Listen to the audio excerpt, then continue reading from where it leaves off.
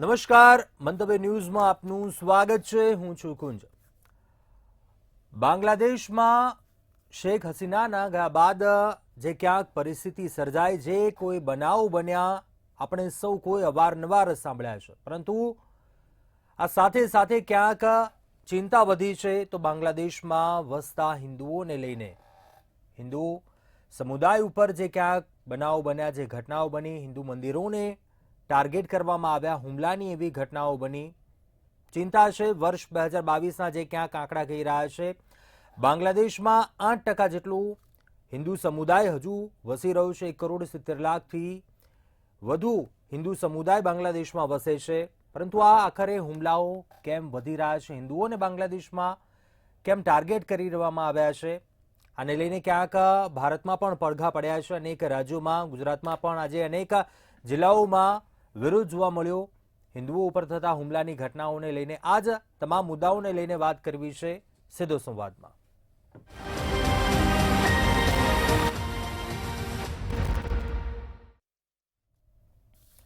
તો આજ મુદ્દે ચર્ચા કરવા માટે આપણી સાથે ગેસ્ટો જોડાયા છે. પ્રફુલભાઈ ત્રિવેદી, એસોસિએટ એડિટર છે મંતવ્ય ન્યૂઝના. લિપિબેન ખંદાર, બીજેપી નેતા છે. આલોકભાઈ, આરએસએસ સાથે સંકળાયેલા વિશ્લેષક છે. ડોક્ટર નિકુલભાઈ પટેલ, કોંગ્રેસ નેતા છે. આપ તમામનું સ્વાગત છે આ ચર્ચામાં. સૌપ્રથમ પ્રફુલભાઈ, આપને જે પ્રશ્ન કરવા માંગુ છું, જે સૌ કોઈ ઘટનાક્રમ રહ્યો, શેખ હસીનાના ગયા બાદ અનેક એવા તોફાનો થયા, વિરોધ થયા, હિંસાત્મક પ્રદર્શનો ત્યાં થયા. આ સાથે હિન્દુઓને ત્યાં કેમ ટાર્ગેટ કરવામાં આવી રહ્યા છે, કઈ રીતે જોઈ રહ્યો છે? કુંજ, અગાઉનો આપણો જે મિત્ર દેશ હતો બાંગ્લાદેશ, આપણું ભારતનું મિત્ર હતું, આપણું શુભેચ્છક હતું, આપણે એના શુભેચ્છક હતા.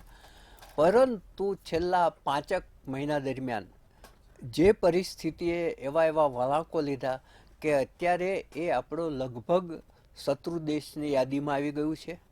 અને એ જે રીતે હિન્દુઓ ઉપર અને હિન્દુ મંદિરો ઉપર, ધાર્મિક સ્થળો ઉપર હુમલાઓ કરી રહ્યા છે, અત્યાચારો કરી રહ્યા છે, એનો આજે દેશભરની અંદરથી સખત વિરોધ ચાલુ થયો છે.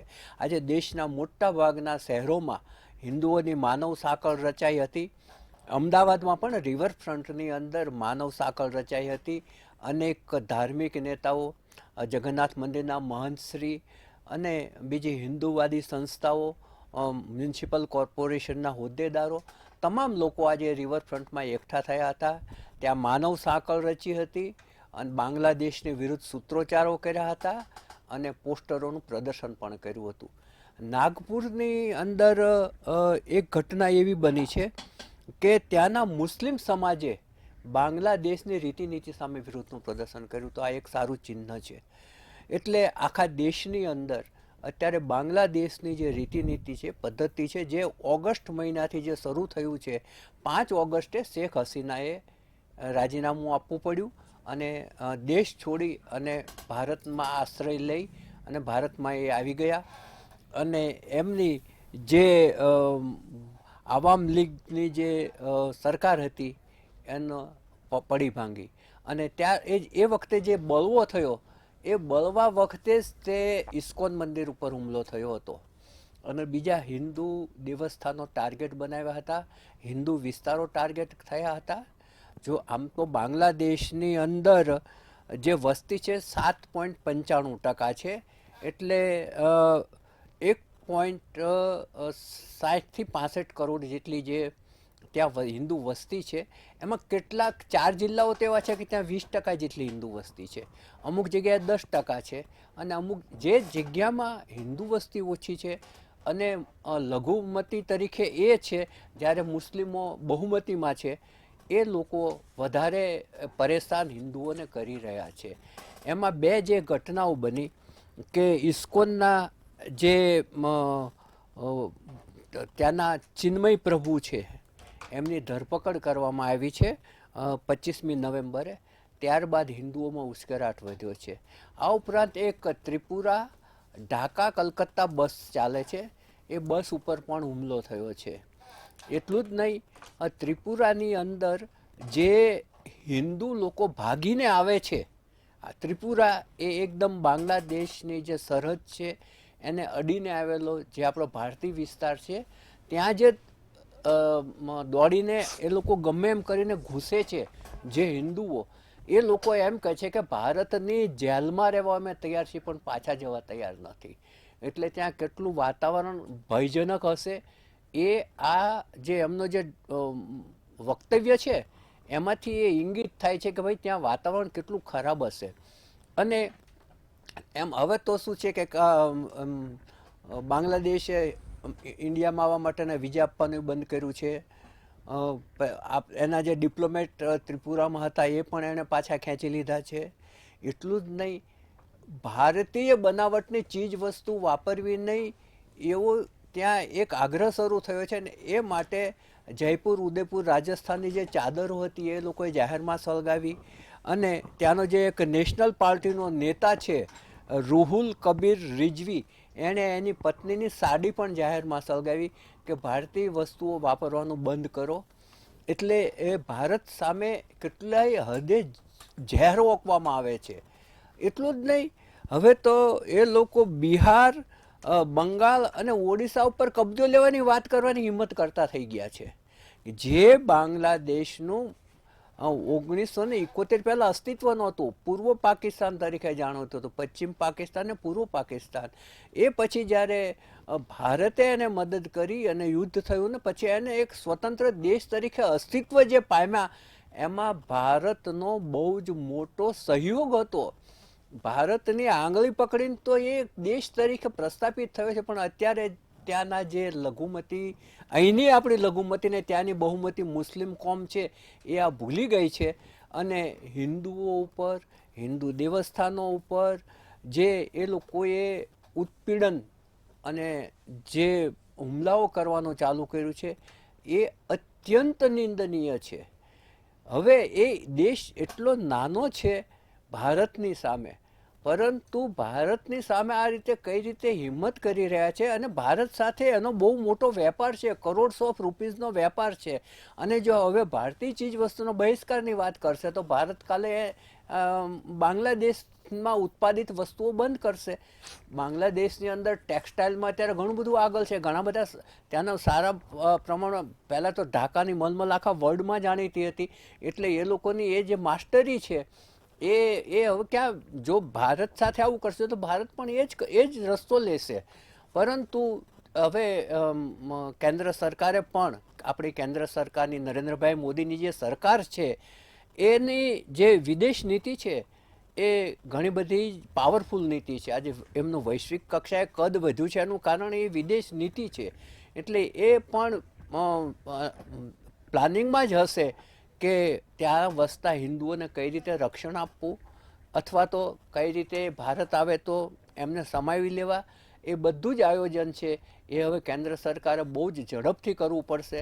કારણ કે ત્યાં લોકો ભયભીત છે એ બહુ મોટી વાત છે. અને અહીં આવ્યા પછી જો એ એમ કહેતા હોય કે અમે જેલમાં રહેવા તૈયાર છીએ તો એ એમની કેટલી બધી ભય એમના મનમાં હશે કે અમે પાછા જઈશું તો અમારું શું થશે. એ કેમ કે જ્યારે બળવો થયો ત્યારે પણ ઇસ્કોન મંદિર ઉપર હુમલો થયો હતો. બીજા નાના નાના મંદિરો જે ત્યાં છે એના પર હુમલાઓ થયા હતા. એટલે એ લોકોનું ટાર્ગેટ છે એ હિન્દુઓનો જે મંદિરો છે, ધર્મસ્થાનો છે ત્યાંથી એમણે શરૂ કર્યું છે. અને હિન્દુ વિસ્તારોમાં એ લોકોએ ભય ફેલાવવાનું ચાલુ કર્યું છે. આલોકભાઈ, આપની પાસેથી સમજવા માંગીશ, એવી આ પરિસ્થિતિ સર્જાવા પાછળનું એવું શું કારણ, એવા કયા મુદ્દાઓ આપને લાગી રહ્યા છે આ પરિસ્થિતિ સર્જાઈ છે? ભારત વિરુદ્ધ ઝેર ઓકી રહ્યા છે, હિન્દુ સમુદાય છે તે ખતરામાં આવ્યો છે, મુશ્કેલીમાં મુકાઈ રહ્યો છે. શું એવા કારણો આપને લાગી રહ્યા છે? કારણ તો એવા કઈ કારણો નહોતા. પહેલા 5 ઓગસ્ટની પહેલા ત્યાં ચૂંટાયેલી ગવર્મેન્ટ હતી. શેખ હસીના ચૂંટીને આવ્યા. અને અત્યારે જે ગવર્મેન્ટ છે એ કોઈ ઓથેન્ટિક ગવર્મેન્ટ નથી. ત્યાં એ એડવાઇઝર તરીકે છે. અને એડવાઇઝર તરીકે છે એ કટમુલ્લાઓનું ટોટલ સમર્થન કરી રહ્યા છે. એટલે જે કટ્ટરવાદ ત્યાં વધ્યો છે છેલ્લા કેટલાય ટાઈમથી અને વધતો જ ગયો છે. આઝાદીની પહેલા ને આઝાદી પછી જે કટ્ટરવાદને સમર્થન મળ્યું છે એના લીધે આ પરિસ્થિતિ ઊભી થઈ છે. હિન્દુઓનું સતત એથનિક ક્લિન્ઝિંગ ત્યાં ચાલુ જ રહ્યું છે. છેલ્લા 10 વર્ષને છોડી દઈએ, જ્યારે શેખ હસીનાની સરકાર હતી તો એમાં માત્ર 0.7% ડિક્રીઝ થયું છે. એના સિવાય દર 10 વર્ષમાં તમે આંકડા જોશો, દર 10 વર્ષે એ આંકડા તમને ભયાનક દેખાશે. 1946માં પહેલો જે નોઆ ખલીનું એથનિક ક્લિન્સિંગ થયું, આપણા હિન્દુઓ પર આખું આક્રમણ થયું, હજારો હિન્દુઓને મારવામાં આવ્યા, ત્યારથી લઈને 2021 સુધીમાં 13 મોટા મોટા હુમલા થયા છે. અને એમાં બી ખાસ કરીને કહું તો 1971માં 20 લાખ હિન્દુઓને માર્યા, 1989 અને 1992-93માં હજારો હિન્દુઓની હત્યા થઈ, હજારો મંદિરોને ધ્વસ્ત કરવામાં આવ્યા, અને અત્યારે પણ એ જ ચાલે છે.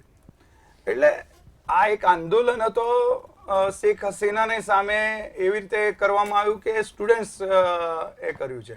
અનામતમાંથી પ્રશ્ન પણ ઊભો થયો હતો. એટલે પરંતુ આલોકભાઈ, એનો હેતુ એ નહોતું. આલોકભાઈ, સવાલ એ છે કે કેન્દ્ર સરકારે આમાં શું કરવું જોઈએ? કેમ કે અત્યારે ત્યાં જે હિન્દુ વસ્તી છે એ લોકો ભયભીત છે. જેમ એ કે અંગે આપ શું કહેશો? આપની વાત બરોબર છે કે કેન્દ્ર સરકાર શું કરે?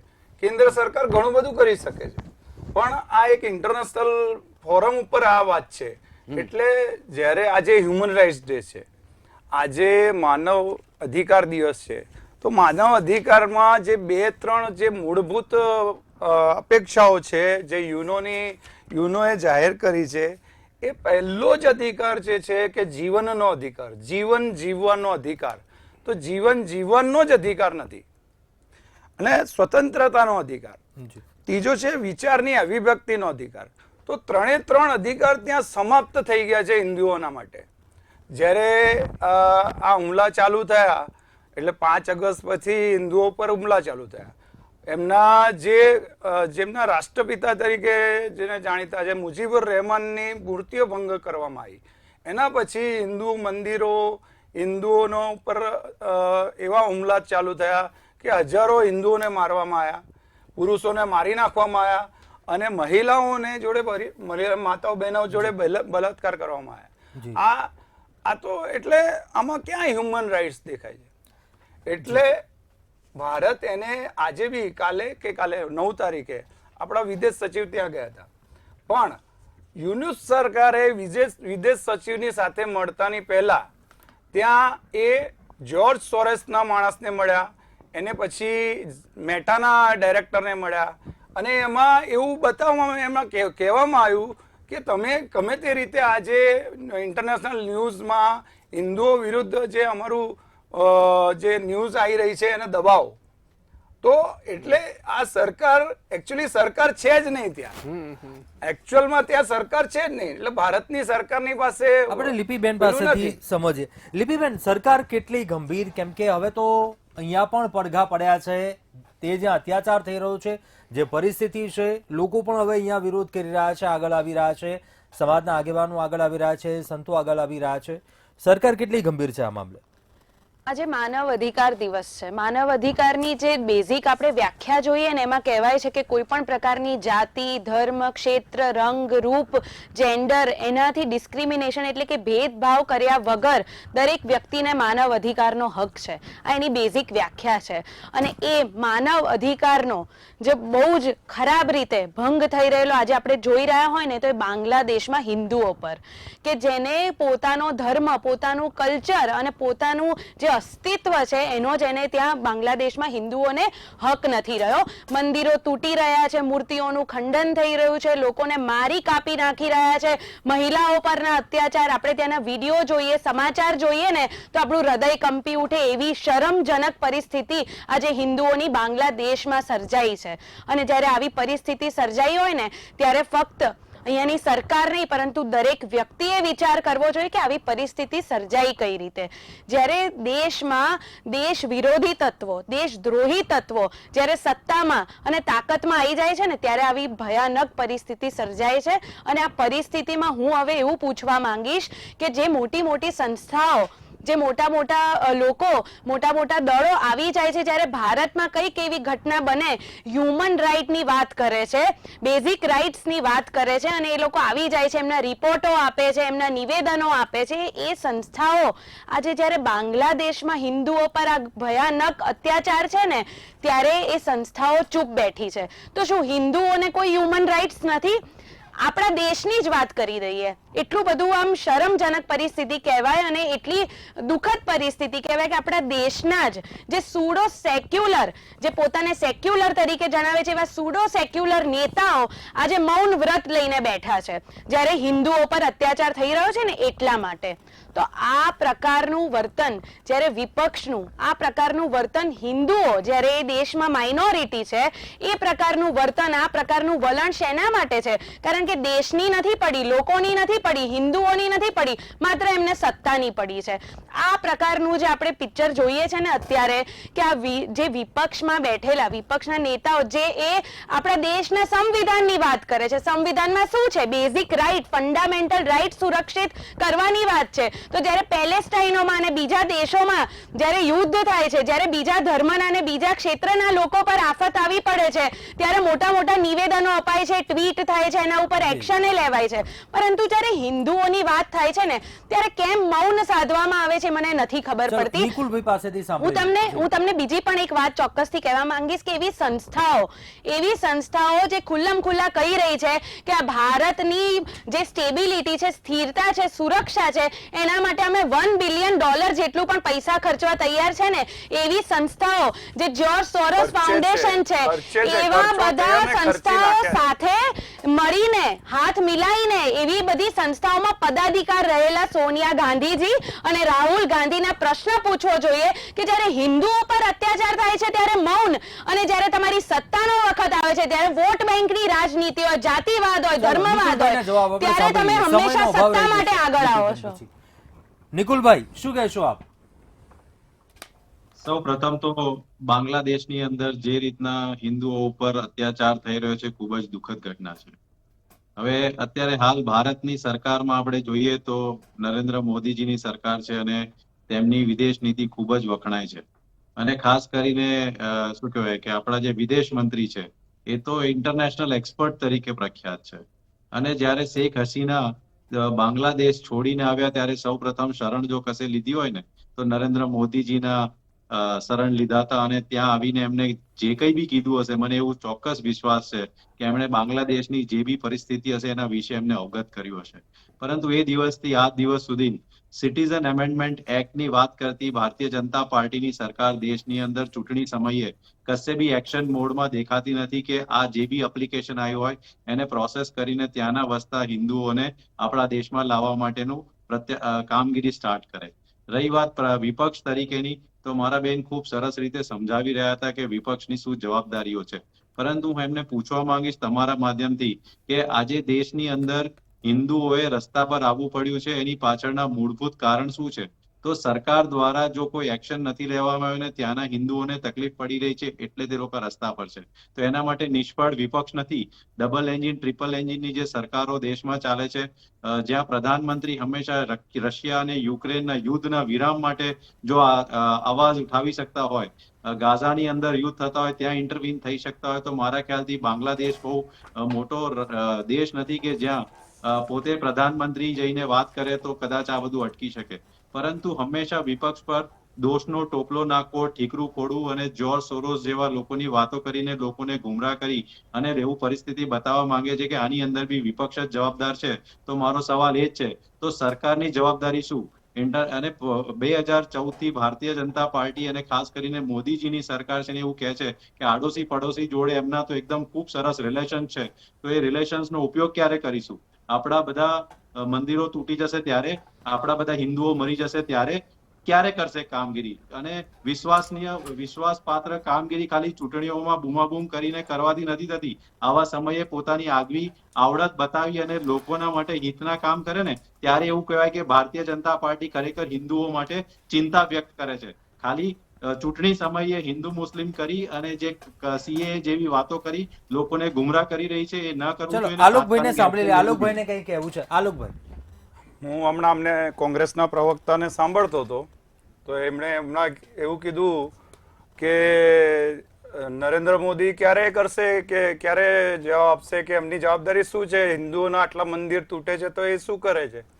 પણ હું એમ પૂછવા માંગુ છું કે તમે આજે અત્યારે કહો છો આજે વાત કે હિન્દુ મંદિરો તૂટે છે, હિન્દુઓની હત્યા થાય છે, તમે એક સ્ટેટમેન્ટ રાહુલ ગાંધીનો બતાવો, તમે એક સ્ટેટમેન્ટ કોંગ્રેસ પાર્ટીનો ઓફિશિયલી બતાવો કે તમે હિન્દુઓના માટે શું કર્યું. તમે એક સ્ટેટમેન્ટ ત્યાં જાહેરમાં વાત કરો. હું તમને ચેલેન્જ કરું છું કે તમે કરીને બતાવો કે રાહુલ ગાંધી બોલે. એક સ્ટેટમેન્ટ એ નથી આપતા, એક સ્ટેટમેન્ટ એ હિન્દુઓ માટે આપતા નથી, બાંગ્લાદેશના હિન્દુઓ માટે એક સ્ટેટમેન્ટ નથી આપતા ભાઈ. અને એમના માટે અને અમે રસ્તા ઉપર ઉભા રહ્યા છે આજે આખો દિવસ અહીંયા અમે રસ્તા ઉપર ઉભા રહ્યા, આખો દિવસ અમે એને એમના અધિકારો માટે લડ્યા. આજે હ્યુમન રાઇટ્સ ડે, હું ભારતીય જનતા પાર્ટીનો સદસ્ય નથી, હું ભારતીય જનતા, હું સામાન્ય નાગરિક છું, હું સામાન્ય નાગરિક છું. હું રાહુલ ગાંધીથી પૂછવા માંગુ છું તમે કેમ નહીં બોલ્યા. તમારે નેરેટિવ એ સાંભળવાનું છે કે અહીંયા સંવિધાનની છે તો સંવિધાનમાં નથી, સંવિધાનમાં હિન્દુઓની રક્ષા નથી આવતી, સંવિધાનમાં હિન્દુઓની રક્ષાનું એ છે નથી, એ માનવ નથી. આ દેશની અંદર જો આટલા વર્ષોથી જે ડેમોક્રેટિક સરકાર ચાલી રહી છે ને લોકોના હિત જળવાઈ રહ્યા છે, એની પાછળ જો કોઈ મોટો જો કોઈનો હાથ હોય તો કોંગ્રેસની જે સરકાર હતી એનો. કોઈ દિવસ આપણા દેશની અંદર કોઈ પણ જાતના ધાર્મિક પણ એક પણ સ્ટેટમેન્ટ તમે બતાવો તરીકે અવાજ ઉઠાવ્યો. અમે આમાં રાજકીય હેતુ જોતા નથી, આમાં અમે કોઈ પણ રાજકીય પક્ષ જોતો નથી. આપણે નિકુલભાઈ છેલ્લે સાંભળી. નિકુલભાઈ, મોદી સરકારને પૂછવો જોઈએ તમને જો હિન્દુઓની આટલી લાગણી હોય તો. નિકુલભાઈ, આપ વિપક્ષ તરીકે અવાજ ઉઠાવવાની જે વાત છે, સ્ટેટમેન્ટ અત્યાર સુધી આવ્યું ન આવ્યું, પરંતુ શું આપ અવાજ ઉઠાવશો હવે? ચલો હવેની વાત કરીએ. અવાજ ઉઠાવ્યો છે અને હંમેશા ચિંતિત છે. અમે હંમેશા કહે છે કે કોઈ બી દેશની અંદર કોઈની બી જોડે અન્યાય થાય, ઇનજસ્ટિસ થાય, એના માટે કોંગ્રેસે હંમેશા અવાજ ઉઠાવ્યો છે. ઇવન રાહુલ ગાંધીજીએ બી કીધું છે કે ભાઈ બાંગ્લાદેશની અંદર કોઈ બી પરિસ્થિતિ હોય, એ પરિસ્થિતિની અંદર કોઈની બી જોડે અન્યાય થાય તો એ અન્યાય સામે અવાજ ઉઠાવવો જોઈએ અને એનો અવાજ દરેક જગ્યાએ સંભળાવવો જોઈએ. લિપિબેન, ભાઈએ કોંગ્રેસના ભાઈએ ઘણી બધી વાત કરી. હું કહેવા માંગીશ કે સૌથી પહેલા તો તમે કહો છો અવાજ ઉઠાવે છે, અવાજ ક્યાં ઉઠાવાય? લોકસભામાં ઉઠાવાય, રસ્તા પર. મેં તો કોંગ્રેસના કોઈ કાર્યકર્તા આજે જોયા નથી કે જે બાંગ્લાદેશના હિન્દુઓની ચિંતા કરવા માટે રસ્તા પર ઉતર્યા હોય, મેં જોયા નથી. અને હું એવું કહેવા માંગીશ કે અવાજ ઉઠાવો હોય તો પહેલા તો તમારું જે શીર્ષ નેતૃત્વ છે, જે પરિવાર છે, એને પહેલા તો નિવેદન આપવાના હોય, એને પહેલા ટ્વીટ કરવાનું. જ્યારે બીજા દેશમાં અમુક વર્ગના લોકો માટે અવાજ ઉઠાઈ રહ્યા છે ત્યારે આપણા હિન્દુ માટે બાંગ્લાદેશમાં અત્યાચાર પર કોઈ નિવેદન આવતા નથી. તો સૌથી પહેલા તો એ અવાજ ઉઠાવવાનું જે જગ્યા છે ત્યાં તો કોઈ અવાજ કે કોઈ નિવેદન થયા નથી, અમે જોયા નથી. બીજી વસ્તુ, કેન્દ્ર સરકારે દરેક વસ્તુ પર પગલા લીધા છે. 10 વર્ષમાં દેશની જે તમે દશા બેસાડી દીધી ને, એ 60 વર્ષમાં જે કશા કામ નતા થયા ને 10 વર્ષમાં મોદીજીના નેતૃત્વએ કરીને બતાવ્યા છે. એટલે કેન્દ્ર સરકાર તો આના ઉપર પગલા લેશે જ. વાત છે તમારી માનસિક કે જ્યારે હિન્દુઓની ઉપર અત્યાચાર થાય છે ત્યારે ચૂપ્પી ઉઠાઈ લેવાની, અને જ્યારે દેશમાં અરાજકતા ફેલાવવાની હોય તો પહેલા નંબરે બધી ટ્વીટ કરવાની ને બધા કામ કરવાના. હું તમારી વખતે નથી બોલી, મારી વાત નિકુલભાઈ સાંભળી લઈએ લિપિબેનને. પૂરી થવા દો. બીજું, સંવિધાનની લાલ ડાયરી જે લઈને ફરે છે ને રાહુલ ગાંધીજી, એ લાલ ડાયરીને સંવિધાનમાં હિન્દુઓના પણ એટલા જ હક છે જેટલા બીજા લોકોના હક છે, ત્યારે એમને એના હક નથી દેખાતા. અરે દેશ વિરોધી બધી શક્તિઓ સાથે કોંગ્રેસ હાથ મિલાઈને બેઠું છે. તમે જુઓ, હું કહેવા માંગીશ, નિકુલભાઈ સાંભળી લઈએ તમને. આપણા દેશમાં જ્યારે પણ લોકસભા સેશન ચાલુ થયું ને, વિદેશી તાકાત જોડે જે કોંગ્રેસે હાથ મિલાયા છે. ચલો આપણે મુદ્દાથી ભટકી જઈએ છે લિપિબેન. હવે આલોકભાઈને સાંભળી લઈએ. લિપિબેન, રિપોર્ટ આવી જાય, કોવિડ નો રિપોર્ટ આવી જાય. આ બતાવે છે શું કે કોઈ દિવસ લોકસભા ચાલવા જ નહીં દેવાની. દેશના વિકાસને આગળ વધવા આપણે આલોકભાઈને સાંભળી લઈએ, સમયનો અભાવ રહેશે. આપણે મુદ્દાથી ભટકી રહ્યા છીએ. નિકુલભાઈ, અટકાવવા માંગીશ આપને. આલોકભાઈ, શું ખરેખર ખતરામાં છે હિન્દુઓ ત્યાં? શું કાર્યવાહી, શું પગલાં લેવાની જરૂરત છે? સરકારને પણ ક્યાંક એવા મુદ્દાઓ ગંભીરતાથી લેવાની, એવા સ્ટેપ લેવાની જરૂરિયાત છે. ત્યારે શું લાગે આપને? શું કહે? સરકાર એની વાત કરશે, પણ આપણા દેશના હિન્દુઓ જાગી ગયા છે. આજે હજારો જગ્યાઓએ આપણે પ્રદર્શન કર્યા છે. અહીંયા હું એવો એક સ્ટેટમેન્ટ કરવા માંગુ છું કે આને આપણે જરા બી રાજકીય રંગ ના આપીએ. ભારત દેશ એક સાથે એ હિન્દુઓની જોડે ઉભો છે એવો આપણે સંદેશ આપવો જોઈએ, નહીં કે આપણે અંદર અંદર ઝઘડવાનું કે મોદી સરકાર શું કરે છે. સરકાર તમારી નથી, સરકાર તમારી પણ છે, એટલે સરકાર કરશે, પણ સરકાર કર્યા પહેલા તમે રસ્તા ઉપર આવો. સરકાર કર્યા પહેલા તમને અમને ક્યાં ના પાડી, તમને અમે ક્યાં ના પાડી હતી કે તમે ના આવો? એક મિનિટ હવે મને બોલવા દો. નિકુલભાઈ એમને બોલવા દો. આલોકભાઈ મને બોલવા દો. નિકુલભાઈ દેશનો મુદ્દો નથી, બરાબર છે? જો વિપક્ષ અને આનો મુદ્દો નથી આ. નિકુલભાઈ અટકાવવા માંગી છે આપને. હ્યુમન રાઈટનો મુદ્દો છે આ. સરકારે શું કર્યું? હું હવે વચ્ચે બોલશે તો હું શું નિકુલભાઈ આપને અટકાવવા માંગી, સમયનો આપણે અભાવ છે. અને આલોકભાઈ વાત પૂરી શકે કરી છે. દીધી. નિકુલભાઈ એ સારી વાત કરી રહ્યા છે કે રાજકીય બાબતોથી પક્ષીય બાબતોથી ઉપર ઉઠીને વાત કરી છે, સારી વાત છે. આખા દેશને અવાજ છે. આજે મમતા બેનર્જીએ બી ત્યાં વાત કરી, પણ તમે કેમ નથી બોલતા? આવી રીતે પ્રશ્ન તમે કરશો તો અમે 50 પ્રશ્ન સામે કરી શકીએ છીએ. એટલે પ્રશ્ન કરવાનો ટાઈમ આ નથી. કોંગ્રેસ ભાજપના બદલે કોંગ્રેસ આખા ભાજપનો દેશની વાત પ્રશ્ન કરી નથી આ દેશનો હિન્દુઓનો પ્રશ્ન છે અને ત્યાંના હિન્દુઓનો પ્રશ્ન છે. અને તમે એવો સ્ટેટમેન્ટ કરો અત્યારે, તમે એ સ્ટેટમેન્ટ કરો કે ત્યાંથી પાછા લાવવાની સરકાર શું કરે, તો શું કામ પાછા આવે? એ હિન્દુઓનો દેશ નથી? એ જે હિન્દુઓ ત્યાં રહે છે એમનો એ દેશ નથી? એમનો અધિકાર નથી ત્યાં? કોણ લઈને આવ્યું મને એ સમજાવો તમે. એમનો અધિકાર નથી ત્યાં? તો ત્યાં એમનો અધિકાર નથી? એનો અધિકાર છે, ત્યાંની માઇનોરિટી છે. જેમ તમે એની માઇનોરિટીની વાત અને એના હકની વાત કરો છો ને, એમ ત્યાં એની માઇનોરિટીનો અધિકાર છે દેશમાં વસવાની. એ અધિકાર, એ માનવ અધિકાર કોઈ ના છીનવી શકે. જો સરકાર તો એટલું કરી શકે છે. તમે તો એક નિવેદન નથી આપતા. તમારા રાહુલ ગાંધી હિન્દુ એટલે હિંસા હિંસા હિંસા લોકસભામાં બોલે છે. તમે તો હિન્દુ માટે એક પ્રશ્ન સમયનો અભાવ. તમે માનવ અધિકારની વાત કરો છો. નિકુલભાઈ કન્ડિશન કહી દઉં. ના કરો બેન. નિકુલભાઈ આપને અટકાવવા માંગી છે. જી, જી, જણાવી દો, સમયનો અભાવ છે. પ્રેઝન્ટ ડેટા કહી દઉં. જી. વિનંતી છે. એક બે પ્રેઝન્ટ ડેટા કહી દઉં. બાંગ્લાદેશની હાલત છે, છેલ્લા 10 વર્ષમાં એ લોકોએ જે પ્રગતિ સાધી હતી એ તમામ પ્રગતિ હોલ્ટ ઉપર છે. ત્યાંના ગાર્મેન્ટ ઇન્ડસ્ટ્રી જે એનો 80% એક્સપોર્ટ કરે છે એ આખું સમાપ્ત થવાની આરેમાં છે. એટલે આ જે છે આખા વિશ્વમાં જ્યારે આ વાત જશે, જ્યારે આ બાંગ્લાદેશના વિરુદ્ધમાં જે અત્યાચાર, હિન્દુઓ ઉપર અત્યાચાર થઈ રહ્યા છે એમના વિરુદ્ધમાં જે આખા વિશ્વમાં જ્યારે આવાજ થશે ત્યારે એ ટેન્શનમાં આવશે, ત્યારે એ પગલા લેશે, ત્યારે આ કટ્ટરવાદને એને છોડવો પડશે. જી, જી, જી. ભારત ચાહે તો ગાજા પટ્ટી એને બનાવી શકે છે. હું તમને એ કહું છું કે ભારત ઈચ્છે તો એને ગાજા પટ્ટી બનાવી દેશે. જી, જી. બરાબર? સમયનો અભાવ છે. એ અમારે આપણે- બનાવી જી, જી, નથી. જી. સમયનો એ અમારે અભાવ છે. બનાવી નથી નિકુલભાઈ, અત્યારે. આલોકભાઈ અટકાવવા માંગી છે આપને. સમયનો અભાવ છે, ચર્ચા સમાપ્ત કરવી પડશે. લિપિબેન, આલોકભાઈ, ડોક્ટર નિકુલભાઈ, પ્રફુલભાઈ, આપ તમામ આ ચર્ચામાં જોડાયા, આપનો અભિપ્રાય આપ્યો. ખૂબ ખૂબ આભાર. ક્યાંક હિન્દુઓને લઈને ચિંતા છે, મુશ્કેલીઓ પણ ઘણી છે, સાથે બંનેના દેશોના સંબંધો હાલ પહેલા જેવા નથી. પરિસ્થિતિ ક્યાંક બદલાય, ક્યાંક સરકાર પણ ગંભીર એવા પગલાં લે, ક્યાંક જરૂરી બન્યું છે. અત્યારે સીધો સંવાદમાં બસ આટલું. વધુ સમાચાર માટે આપ જોતા રહો મંતવ્ય ન્યૂઝ. નમસ્કાર.